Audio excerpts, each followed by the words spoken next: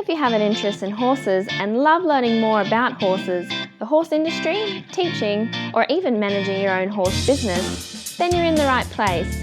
We would love you to join us on our mission, which is to improve the lives of horses around the world through the education of riders, handlers, and trainers. So get comfortable, listen in, and enjoy. On Horse Chats today, we're going to introduce Linda Dratell. We're also going to talk about her competitive trail riding career and a poem book, a book that she's written called The Lighter Side of Manure. She's a professional poet, but before we get into it, before we start and I'll introduce you to Linda, I'd just like to remind you about the mission of International Horse College.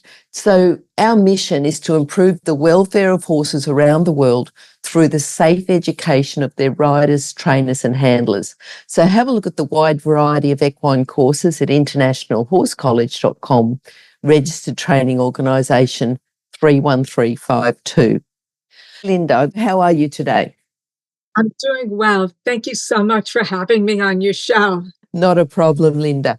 Today, I'd like to talk a little bit about horses, how you came into horses, a little bit about your competitive trail riding, but mostly about the book of poems that you've written called The Lighter Side of Horse Manure. So at Horse Chats, we like to focus on careers with horses, experts with horses, and I know that specifically, you might say, but I've never worked in the horse industry. I think that by writing a book of poems about horses, you're still working within the horse industry. Does that make sense? Yes, I think so, because I would like to guide people in a better way to relate to their horses. Yep. And one of the things that I found, as you all may have noticed through the Olympics and the video that popped up about a trainer that was beating her horse, that some people, you work with horses long enough, you get to know all kinds of people. Some are great and they work well with their horses and they achieve success, and others try to browbeat their horses into submission.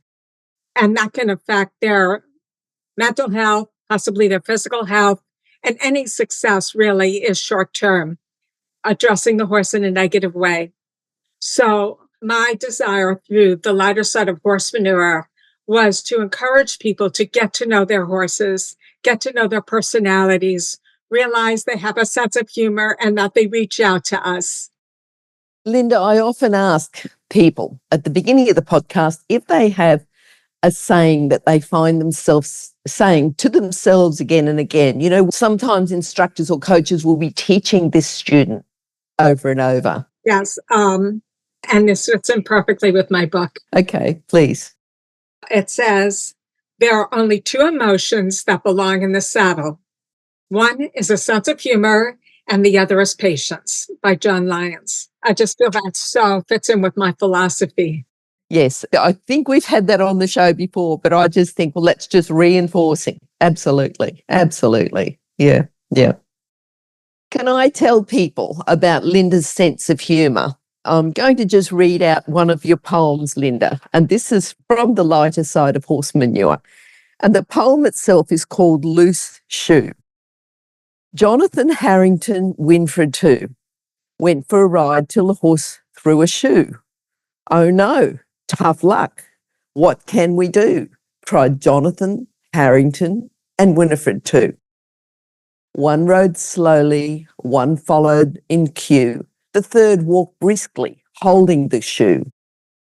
Back home to the barn went the riders so blue, their horses delighted, nothing to do.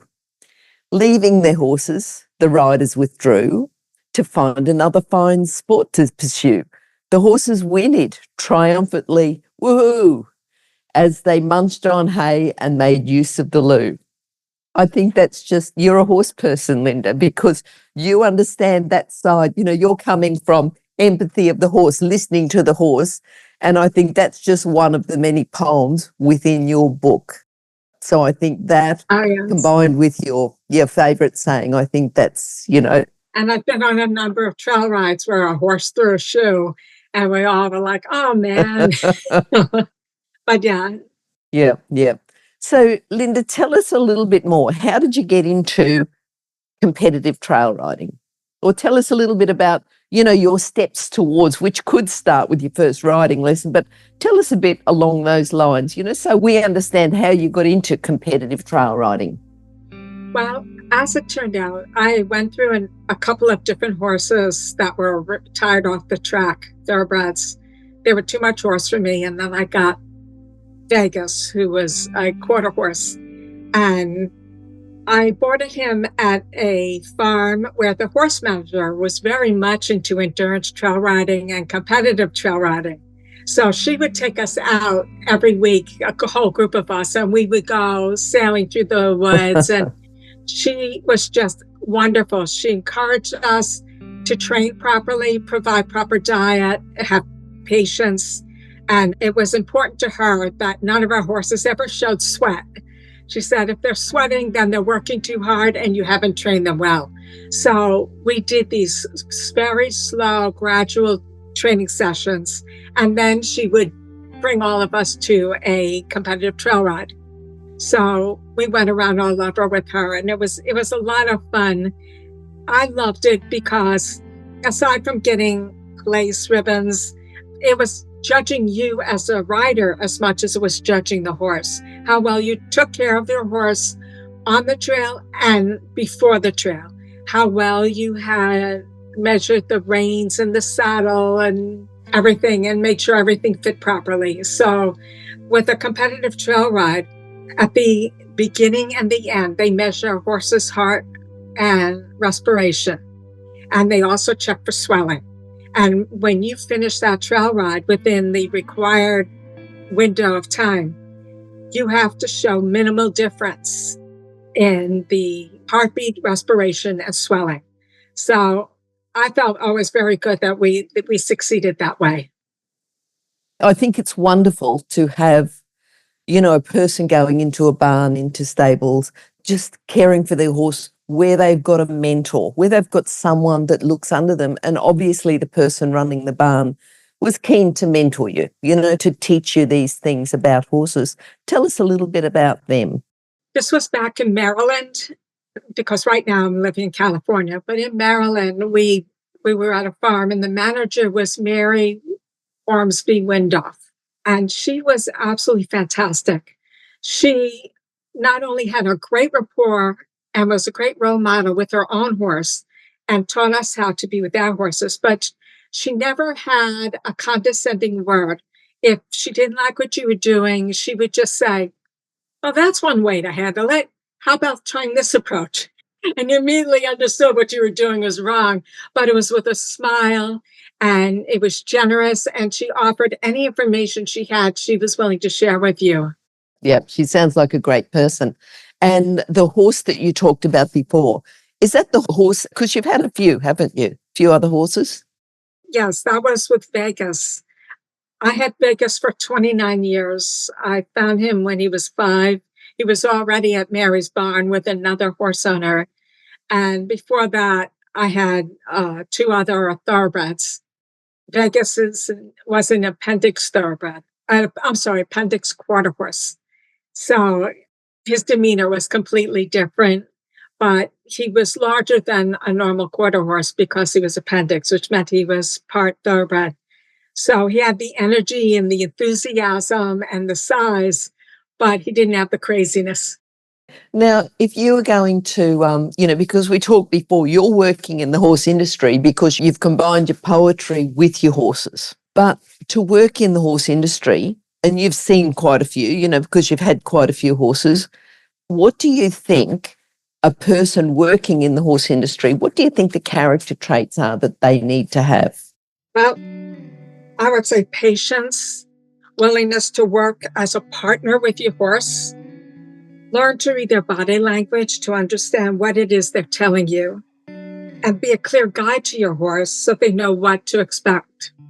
Those are my feelings. A lot of times, a problem may be as simple as maybe the cinch is too tight and it's pinching skin. You have to check everything and find out what the problem is. If there's a fear, then work through that fear. And there's so many different lessons to be applied. I know one of your questions was a book to read. And Clint Anderson wrote a lot about that, about how to overcome problems, how to approach water, how to approach obstacles, and work through the fear. Yep. Yep. Now, just to do with challenges, right? Now, throughout this podcast, we haven't talked about it before. You're deaf, is that right? Hearing impaired, deaf? Yes, that's correct. I lost my hearing in my 30s. So that's another reason I gravitate more towards animals, because they're not judgmental at all. They don't care if you can hear or not. So, yes, that's correct. I was going to ask you about being deaf and a competitive trail ride, but that happened after you'd done competitive trail riding. Is that correct? Right. I was starting to lose my hearing at that time. I did wear a hearing aid, but I had most of my hearing, so it wasn't really a problem. It was more later on in life. What about challenges now? You know, like you've got your own horses still, or your own horse. Are there any challenges around feeding and caring and looking after your horse? No, Vegas passed away 2 years ago, but I was completely deaf at that point anyway. But I just took care of him. I hung out with him. I hung out with him on the farm. It's funny, he's aging, I'm aging, and riding actually was a way for us to do something together. And the other horses absolutely loved it. I mean, here's this human being that's standing in the field every day. And so they come over and lick my neck while I'm trying to clean his stall or whatever. And it was just a lot of fun. But it was my poetry, I think, that really helped me to create a bond or maintain a bond that I had when I was younger with him. Mm-hmm. And now we were on a different stage of life. Now, if people would like to know a little bit more about your poetry, how's the best way to contact you? You know, if they'd like to find out a bit more, if they'd like to buy one of your books. I have a website. It's www.lindadratell.com. And that lists everything that I'm doing, all my poetry. And it's not just my 2 poetry books, but I have a children's book that was published 2 years ago. And I've had a number of individual poems that have been published. I just found out I got second place for a new poem Well done. with Writer's Digest. Thank you. Yeah. So I'm very proud of that. But yeah, so through that website, or I also have a YouTube channel that you just go to youtube.com at Linda Dratell, and you can find me there. And my X and LinkedIn handle is at Linda Dratell. Okay, and those details will be on horsechats.com. Just search for Linda or search for Dratell or either of those. You'd be able to find Linda on Horse Chats. And at the bottom of this chat, because we'll have a page for this chat, at the bottom of this chat, underneath, there'll be all Linda's contact details. Okay, so Linda, are there any questions that you would have liked me to ask you that I haven't asked yet? You asked me about a horse person who inspired me, but the fact that Vegas inspired me. He inspired me incredibly, both not just with his humor, but I also wrote in my other poetry book, Remember This Day. Oh, that's what I want to mention, that Finishing Line Press is where you can order my books at finishinglinepress.com. But what I found was that I wrote a lot about Vegas in my previous book about life lessons, what it was like to age with dignity. And I have one poem from there that my father-in-law absolutely loves, because Vegas doesn't realize he's old. He's still chasing the mares. He's still trying to hop the fence. He's still trying to run with the young ones. And he just gives me a kiss as if he's saying, just give me a minute. I've still got it in me. And my father-in-law absolutely loved that one. I think that's, I've read quite a few of your poems. I didn't quite come across that one, but I think we can dig that up and put that on the page with the link to where you can get the book as well. Linda, thank you. Thank you for your time and thank you for coming on today. Lovely to hear from you. Yes, absolutely. It was fantastic. I was very glad. I'm so happy to be able to talk about everything. It makes my horse still alive for me. So he was like a second husband. If you've enjoyed this chat, then please comment, rate and subscribe. If you'd like any changes or recommendations for guests, then please contact us through horsechats.com. And while you're online, have a look at the government-accredited courses at internationalhorsecollege.com. Registered Training Organisation 31352. Remember that our comments and instructions are general in nature and do not take into consideration your individual horses or your individual ability and circumstances. If you enjoyed this podcast, then please leave your comment below.